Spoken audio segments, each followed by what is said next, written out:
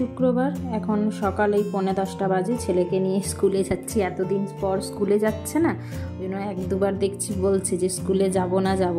আসলে আজকেই ওর last school মানে এই যে বাড়ি যাচ্ছি তার আগেই আজকেই লাস্ট স্কুল। তারপরে তো আর টাইম নেই, একদম বাড়ির থেকে ঘুরে এসে আবার মহারাজ স্কুলে যাবে। তো ওই জন্য আজকে আর বন্ধ করালাম না, একটু দিয়েই আসি, ঘন্টাখানেক বন্ধুদের সাথেও দেখা হবে। তবে স্কুলে এখনও জানানো হয়নি, তো স্কুলেও একটু জানিয়ে আসবো। দিয়ে দিলাম স্কুলে ছেলেকে। এই সব জানেন বড় বড় ছেলেরা, মানে যারা ওই LKG UKG এইসবে পড়ে, ওরাও দেখছি সেই স্কুলে ঢোকার আগে সব কান্নাকাটি করছে। টানাই 15 দিনের ছুটি, মন কি আর মানে? আমরাও যখন ছোট ছিলাম কেমনই একটা লাগতো।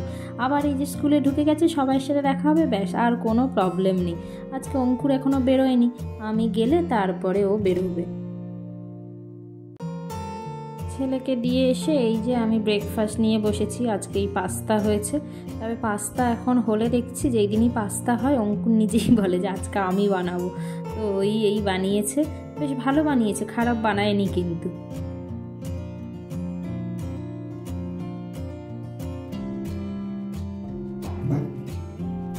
এই যে সেনবাবু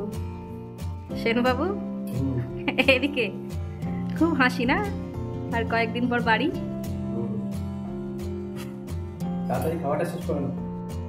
এই বেরিয়ে গেল। আজকে আবার জানেন তো ইয়েস ম্যাডাম থেকে ডেকে পাঠিয়েছি।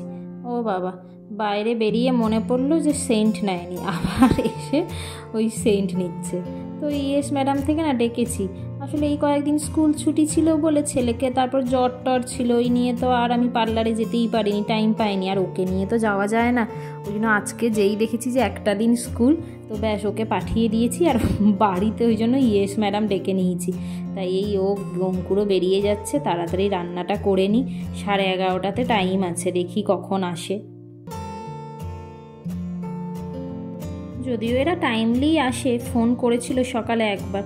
আমি এই 11:30টায় ডাকলাম, কারণ কি তার আগে আমাকে সব রান্না করে নিতে হবে। 1 ঘন্টা টাইম, 11:30 থেকে 12:30টার মধ্যে ওদের কাজ হয়ে যাবে। তারপরে গিয়ে আমি ছেলেকে নিয়ে চলে আসবো। আর এইদিকে সেনবাবুর কথা আর শেষ হয় না, একবার করে যাচ্ছে, একবার করে আসছে। ওর আর কথার কোনো শেষ থাকে না। যেমনি বাবা হয়েছে, বক বক করতে ভালোবাসে, তেমনি ছেলেটাও হয়েছে। এই যে মাংসের ঝোলটা প্রায় হয়েই গেছে, এই আলুগুলো সেদ্ধ হবে। আর একটু ছেলেরটা যেহেতু প্রেশার কুকারে করি, ওরটা আগে হয়ে গেছে, ওরটা এখন ভাত হচ্ছে। ওইটা একটা নিশ্চিন্ত যে টাইমলি আমি ছেলেরটা করে নিয়েছি। আমাদের এইটা হচ্ছে। আর বেগুন ভাজাটা আজকে বেগুন ভাজা করব, ব্যাস। আর একটু চাটনি করার ইচ্ছা আছে, জানি না টাইম হবে কিনা, দেখা যাক। এই দুটো ইয়েস ম্যাডাম থেকে ফোন করেছিল, 11:30 প্রায় বেজে গেছে। তো ওনারাও এসে গেছে, নিচে আছে। এবার আস্তে আস্তে দেখি, মনে তো হয় না আর চাটনিটা হবে বলে। এই যে উনি এসে গেছেন, ইয়েস ম্যাডাম থেকে তো চলেও গেছেন। আমি এই ছেলেকে নিয়ে বাড়ি ফিরছি। জানেন তো, মানে সেই কী বলবো, ও স্কুলে যে ওর একটা মানে সেই কী বানিয়ে রেখেছে।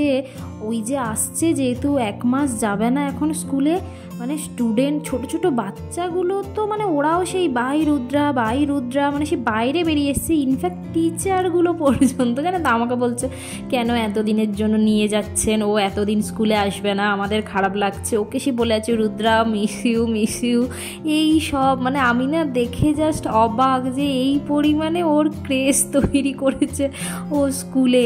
সেই টিচারগুলো বলছে এই যে 15 দিন ছুটি ছিল, এই 15 দিনের ছুটিতে গেলে তাহলে ভালো হতো, এতদিন ওকে দেখতে পাবো না। আবার বলছে যে রুদ্রা তুমি আমাদের সাথে থেকে যাও, মা আর বাবা ঘুরে আসুক। জানেন কি করছে, টিচার থেকে ওই টুকটুক ছোট ছোট বাচ্চাগুলো পর্যন্ত। না চলো চলো চলো, ঘুরেই যাচ্ছে।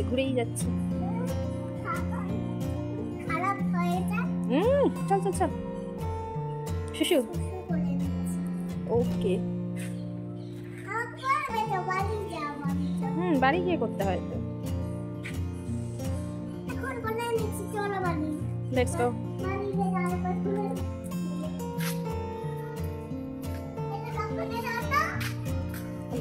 ছেলেকে চান করিয়ে একটু বসিয়ে রেখেছি যে একটু বস, চাটনিটা বানাই। ওই অঙ্কুর না ওই কিউই এনেছিল, মানে কিউই এনেছিল বলতে বিগ বাস্কেট থেকে আমরা অর্ডার করেছিলাম, কিন্তু সে এত টক, মানে সে কোনোভাবে একে খাওয়া যাচ্ছে না। তো আগের দিন আমি আর অঙ্কুর করেছিলাম কি, এই কিউইগুলোকে কেটে নিয়ে ওর মধ্যে কাঁচা লঙ্কা, একটু আদা কুচি, ধনে পাতা, পুদিনা পাতা আর একটু স্বাদ মতো লবণ আর সর্ষের তেল দিয়ে মিক্সিতে পেস্ট করে নিয়েছিলাম।